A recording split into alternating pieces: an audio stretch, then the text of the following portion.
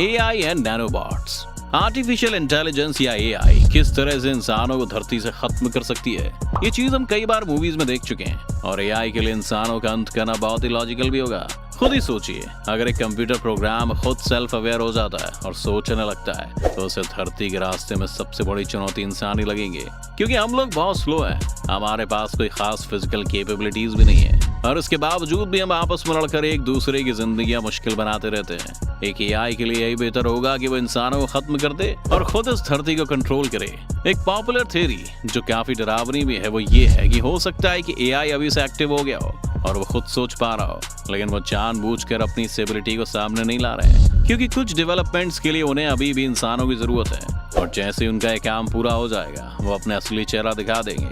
अगर एआई खुद भी खत्म ना करना चाहे तो ये खतरा हमेशा बना रहता है कि टेक्नोलॉजी टेररिस्ट के हाथ में पड़ सकती है, जो इन्हें अपने मकसद को पूरा करने के लिए इस्तेमाल भी कर सकते हैं। एआई के अलावा एक दूसरी पॉसिबिलिटी ये भी है कि नैनोबॉट्स इंसान को खत्म कर दें। आपको पता ही होगा कि नैनोबॉट्स बहुत ही छोटे होते हैं और इनका इस्तेमाल फ्यूचर में मेडिकल साइंस की फील्ड में किया जाएगा। ये नैनोबॉट्स आपके शरीर के अंदर भेजे जाएंगे, जिससे डॉक्टर्स बिना आपके शरीर पर किसी कट को लगाए इंटरनल सर्जरीज परफॉर्म कर पाएंगे। अब इसमें खतरा ये है कि अगर मान लेते हैं कि नैनोबॉट्स में कोई मेल फंक्शन हो जाए और वे अचानक से इंसानों के शरीर में जाकर उन्हें नुकसान पहुंचाने लगे, तो हम इस बारे में कुछ नहीं कर पाएंगे।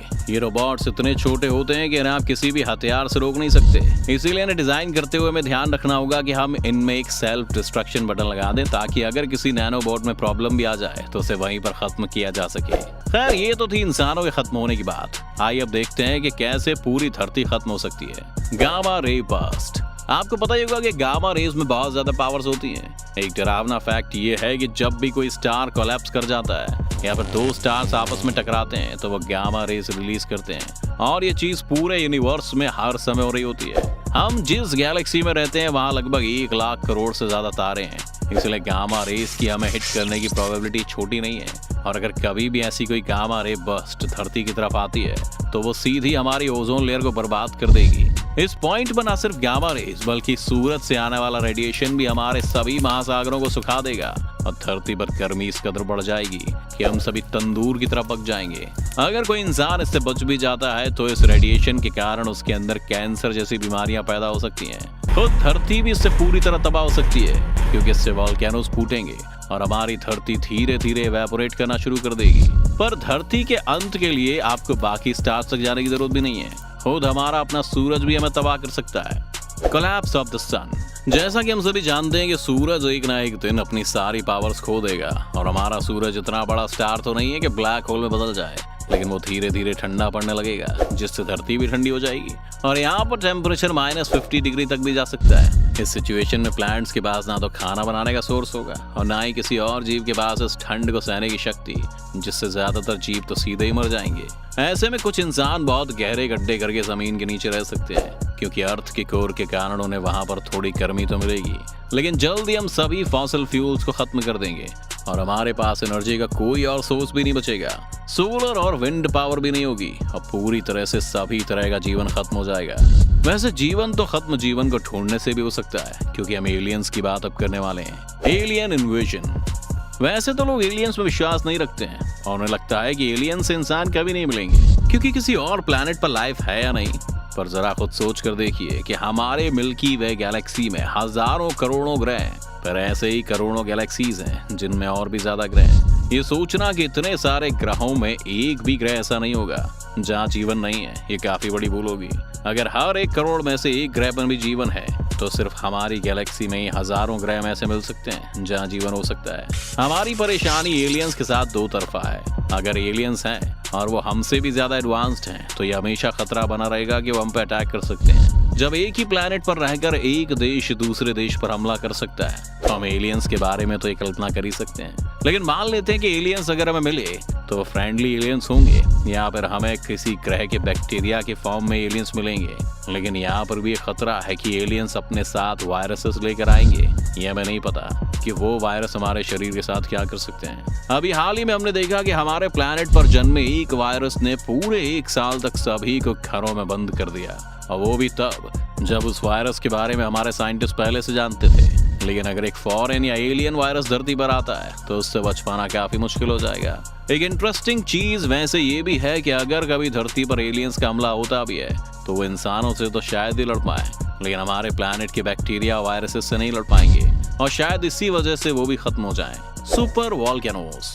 वैसे तो वॉल्केनो शब्द अपने आप में काफी डरावना है, लेकिन उसके आगे सुपर लग जाए तो वो समझ आता है कि बात अब कुछ और ज्यादा सीरियस हो गई है। वैज्ञानिकों का मानना है कि अगर एवरेज लिया जाए तो हर 17,000 साल में एक सुपर वॉल्केनो फटा है, और सुपर वॉल्केनो के फटने का मतलब है कि इस तरह से एटमॉस्फेयर में हार्मफुल गैसेस चली जाएंगी और हो सकता है कि इनका धुआं अगले कुछ सालों तक सूरज को पूरी तरह से ढक ले और यहाँ पर कोई सनलाइट ना पहुंचे। आप जानते हैं कि सनलाइट के बिना तो हम जीवन इमेजिन नहीं कर सकते हैं। साथ ही इस वॉल्केनो से निकली हुई गैसेस एटमॉस्फेयर में ऑक्सीजन को घटा देंगी और इससे सांस लेने में भी हमें प्रॉब्लम होने लगेगी। ऐसा मुमकिन है कि ओजोन लेयर को डैमेज कर दे और फिर सूरज से आता खतरनाक रेडिएशन भी हमें नुकसान पहुंचाने लगे।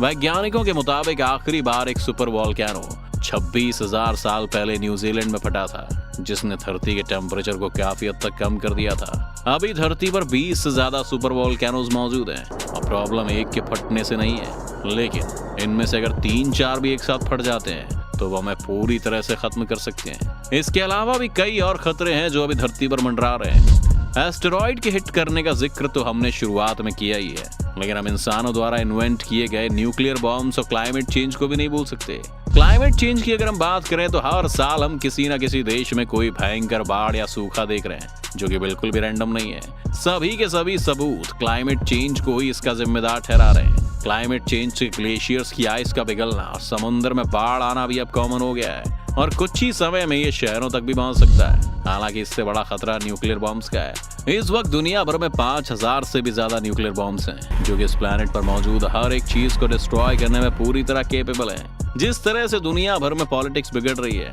और हम शी जिनपिंग या पुतिन जैसे नेताओं को अपनी पावर्स का इस्तेमाल करते हुए देखते हैं, आज न्यूक्लियर वेपन्स हमें बहुत बड़ा थ्रेट बनकर उभरा है। तो दोस्तों, ये थे कुछ वो तरीके जिससे इंसान और इस धरती का विनाश हो सकता है। कुछ चीजों को हमने समय की कमी के कारण छोड़ दिया है। तो अगर आप भी चाहते हैं कि हम इस वीडियो का सेकंड पार्ट बनाएं तो हमें कमेंट सेक्शन में पार्ट 2 लिखकर जरूर बताइएगा। उम्मीद है आपको आज की इस वीडियो से काफी कुछ सीखने को मिला होगा। अगर आपको वीडियो पसंद आई तो वीडियो को लाइक करें और अगर आप इस चैनल पर नए हैं तो जाने से पहले चैनल को सब्सक्राइब करना भी ना भूलें।